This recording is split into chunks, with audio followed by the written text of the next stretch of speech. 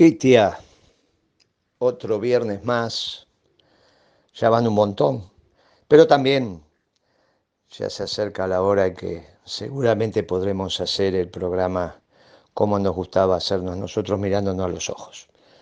Pero bueno, le agradezco enormemente el esfuerzo que ha hecho todos estos meses, igual que a la producción y a la muchachada de la radio que nos permitió mantener nuestro contacto con los compañeros que a lo largo y lo ancho del país escuchan nuestros programas y nuestros análisis viernes tras viernes. Mire, Guitia, finalmente los hechos que fuimos manifestando durante todos estos meses se empiezan a dar. Y cuando hablan los hechos, se terminan las palabras. Acaban de anunciar con bombos y platillos que los jubilados van a cobrar 19.000 pesos y chirolas, la mínima obviamente, los de la mínima, en diciembre del 20.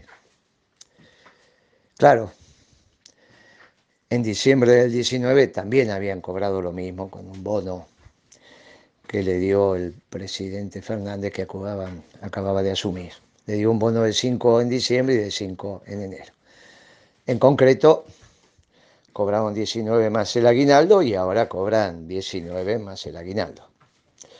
No vamos a entrar a discutir cuánto es la inflación, si hay que considerar la inflación incluso de estos meses donde no hubo comercialización, o solo considerar la inflación de los alimentos y medicamentos, armar una canasta específica de jubilados. Mire, ponga la inflación que quiera. Ponga el 40, el 45, el 50, el 60, ponga la que quiera, de acuerdo a la canasta que haga.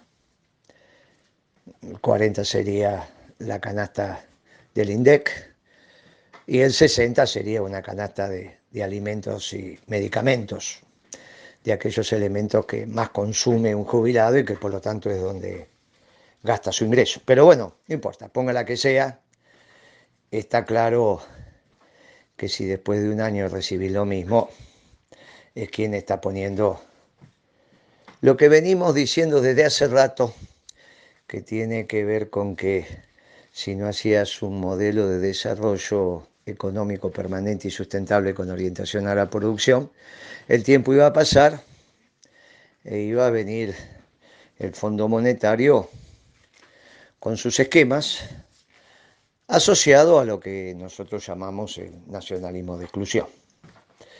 ¿Eso significa que excluyen a todos? No. Excluyen a los que ya definimos que iban a quedar excluidos como contraposición al nacionalismo de inclusión. Obviamente que en eso están los jubilados, los pensionados, los movimientos sociales, grandes bolsones de la pobreza, incluso a trabajadores formales y a trabajadores estatales. Por eso se da esta ridícula situación que alguien con trabajo formal está debajo de la línea de pobreza, cosa absolutamente inadmisible. Pero bueno, eso es cómo hoy están midiendo la pobreza, eso ya lo hemos debatido, y de qué tipo de ingreso están teniendo los trabajadores, también lo hemos hecho. ¿Y por qué? Y bueno, porque tienen que mandar a los sectores populares al infraconsumo. ¿Y para qué? Y para volver a tener el superávit comercial que están perdiendo. Pero ¿y si lo hacemos exportando más? Y no es el esquema. El esquema es bajemos las importaciones, porque es el esquema que está planteando el Fondo Monetario. Es lo que sabe hacer, ¿es culpa del fondo? No, es como ellos ven la economía. Ya hemos reflexionado alrededor de que no existe el economista universal, global, existe el economista asociado a su pueblo y a su territorio, o sea, a su patria. Bueno, los economistas, el staff del fondo, tienen una estructura, es buena, es mala y es mala para nosotros. Pero si la hoja está en blanco, la llenan ellos. Tuvo 9 meses Alberto Fernández para llenar la hoja en blanco, pero no lo hizo. Que tenía un plan y era secreto, que después lo iba a presentar el 31 de marzo, que el 20 llegó la pandemia, que no creían los planes. Después hizo un presupuesto que refleja esto mismo para el año 2021, que refleja esto mismo. En fin, el tiempo fue pasando y como lamentablemente habíamos avisorado, los jubilados la van a pasar mal. Los jubilados la van a pasar muy mal, los pensionados también, los trabajadores estatales y también, y los trabajadores en general y también, y entonces no es un gobierno peronista. Mire, Guitia, estamos en presencia de una circunstancia muy particular, porque el gobierno de Alberto Fernández se debate en estos momentos entre enviar a la Argentina hacia una depresión económica o que en el otro extremo nos encontremos con la anomia. ¿Y de qué depende uno y otro? Y de la reacción del pueblo. Si el pueblo se aguanta el ajuste sobre los jubilados, pensionados y sobre los sectores asalariados y los sociales, y vamos a ir a una depresión económica. ¿Qué es una depresión económica? Es la destrucción de valor en la economía argentina. La destrucción de valor. ¿Y qué es el valor? Y bueno, es el capital más el trabajo articulado en una empresa. Finalmente es todo trabajo, porque el capital no es más que trabajo acumulado. Trabajo pasado en forma de capital, trabajo presente como fuerza de trabajo, construyen los bienes y servicios que al vendérselos determinan el valor, que no es otra cosa que el precio de ese bien o de ese servicio por la cantidad vendida o ofrecida. Y entonces, recapitulemos, ¿qué es una depresión? La pérdida de valor. Ahí vamos a ir. ¿Lo vivió alguna vez usted, Guitia? Nunca. ¿Lo vivió el mundo? Sí. Podemos hablar de la crisis del 30. No sé si en Argentina se puede hablar de una depresión en aquel momento, pero ahí nos llevará. ¿Y por qué? Y porque hacer un ajuste sobre un cuerpo ya debilitado, imagínense dónde vamos a terminar. Una cosa es poner al régimen un muchacho que está excedido de peso y excedido de colesterol, y otra cosa alguien que está raquítico. ¿Y cómo está la economía argentina? Ahí, raquítica. Imagínense que este año va a caer el PBI en el orden del 15%, con lo cual, si sobre ese PBI usted le va a meter un ajuste, imagínense a dónde vamos a ir a parar. Ahora, y si no se la aguantan,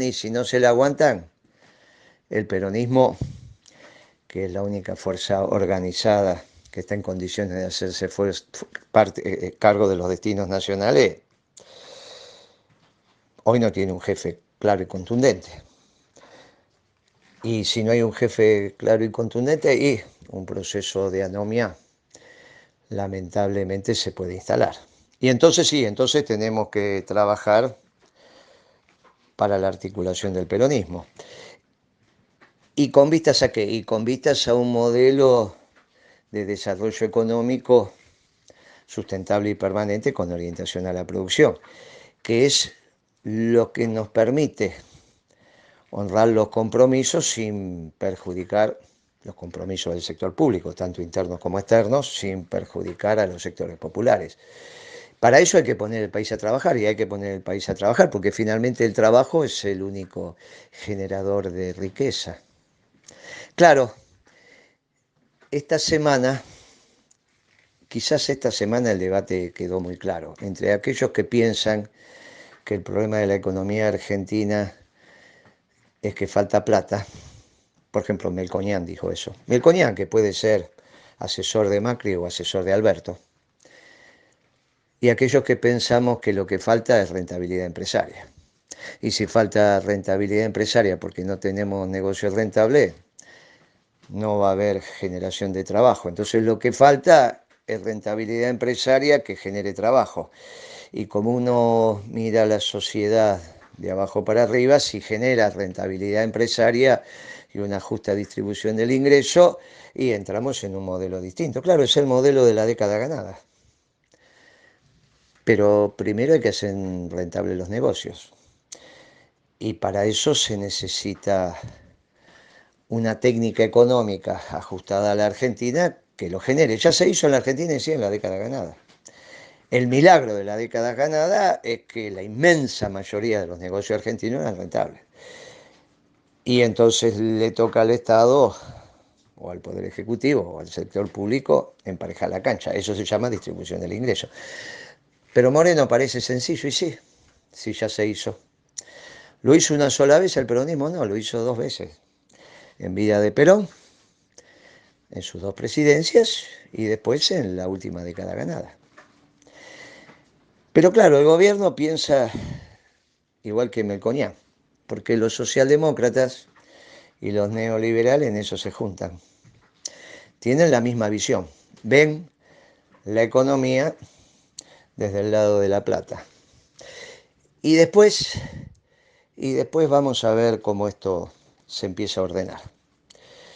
Pero hoy tenemos estos 2 posibles desenlaces. Pero y entonces soy muy optimista, porque nosotros, y más hoy, en el Día de la Soberanía, creemos en el ser nacional. Y el ser nacional tiene un custodio muy claro en el movimiento nacional justicialista. Y en esas fuerzas uno cree profundamente. Cree profundamente. Así que, Guitia, un fin de semana interesante. Nos vienen días importantes, a estar atentos y reflexivos. Le mando un fuerte abrazo y le dejo el cierre del programa.